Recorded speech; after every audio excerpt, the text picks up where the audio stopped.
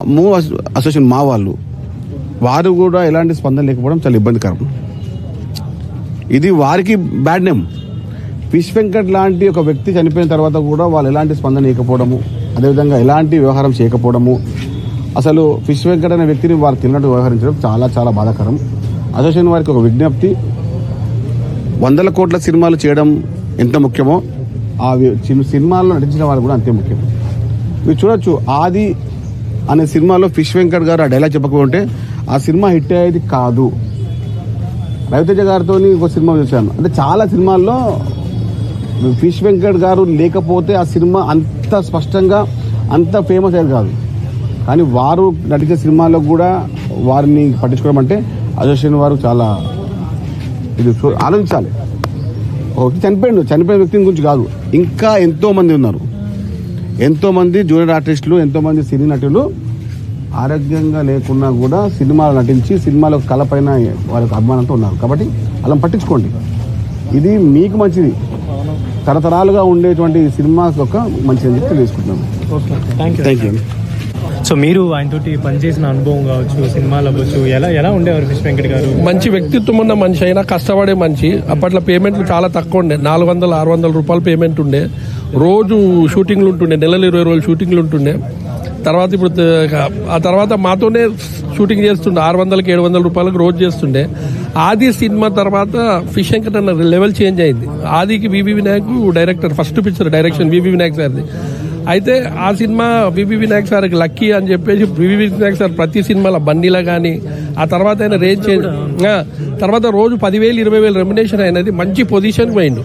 తెలంగాణలో artist level బాగుపడ్డారంటే ఒక nursing Yadav, తర్వాత ఫిష్ వెంకటే. చాలా చేసుకుంటూ పోయి ఆ తర్వాత ఆయన రేంజ్ ఎటు వెళ్ళిపోయింది.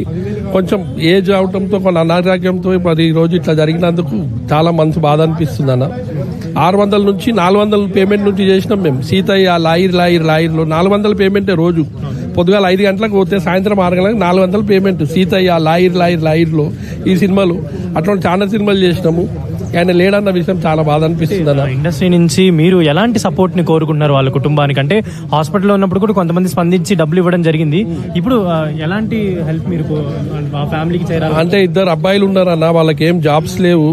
మరి ఇండస్ట్రీ తరఫుకి వాళ్ళకి ఏమైనా కొంచెం ప్రోత్సాహం ఇచ్చి షూటింగ్ పరంగా, ఆర్థిక పరంగా ఏమైనా సాయం చేస్తే బాగుంటుంది. ఇప్పటికే హాస్పిటల్ 10 రోజులు ఉన్నప్పుడు వాళ్ళు సాయం చేసి ఇండస్ట్రీకి సంబంధించిన వాళ్ళు కొంతమంది చేస్తాను కూడా ఆన్ ద వే ఉన్నారు. ఇంకా అది విషయం అంతా గబ్బర్ సింగ్ బ్యాచ్ బాగా కావాలి. రెగ్యులర్ హాస్పిటల్ దగ్గర ఉండే వాళ్ళు గబ్బర్ సింగ్ బ్యాచ్ చాలా ప్రయత్నించింది ఈ జేనీకి. మీకు ఆయనతో ఎన్నేళ్ల నుంచి అనుభవం ఉందంటే? నాకు 97 నుంచి అనుభవం ఉంది. 97కే పరిచయం. 97కే అయినా నేను కొంచెం సుమారు ఒక 15-20 సినిమాలు చేసినాము. తర్వాత ఆయన లెవెల్ చేంజ్ అయిపోయింది. ఎట్లా అంటే మంచి ఉన్నత స్థానానికి చేరాను. రోజు 10,000-15,000 రెమ్యునేషన్. మేము అదే 700 రెమ్యునేషన్, 800 రెమ్యునేషన్ కొన్నాం. మా ఎంబడి ఒక 20 మంది సీనియర్ ఆర్టిస్టులు. వరంగల్ భాషపై అయినా కూడా సీనియర్ ఆర్టిస్టు.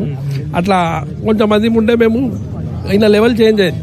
అది గుర్తింపు. అంటే చాలా జోగియల్గా ఉన్నాడు ఆయన, చాలా జోగియల్గా ఉంటుండే. ఆయన వాయిసే ఆయనకు ప్లస్ పాయింట్. ఆ పెక్యులర్ వాయిస్ ఉంటుండే. ఆ టైంలో ఏమంటే 2000 తర్వాత నర్సింగ్ యాదవ్ గారికి కొంచెం మోకాళ్ళ నొప్పులు. నర్సింగ్ యాదవ్ గారు వచ్చిన సినిమాలు కొంచెం రిసీవ్ చేసుకోలేదు. అది కరెక్ట్ పొజిషన్ అయింది ఫిష్ వెంకట్కి. అది నర్సింగ్ యాదవ్ పొజిషన్ లో ఈయన వచ్చేసిండు, మంచి పొజిషన్ కు చేరిండు. ఇవాళ ఆయన ఇంతమంది వచ్చిరు జనం అంటే కూడా బికాస్ ఆఫ్ హిజ్ రికగ్నిషన్. ఆయన చేసిండు, ఆ గుర్తింపు వచ్చింది. అందరికి రాదు, అది ఆయనకు వచ్చింది. ఈ రోజు మాకు దూరమైనందుకు చింతిస్తున్నాం అలా. ధన్యవాదాలు.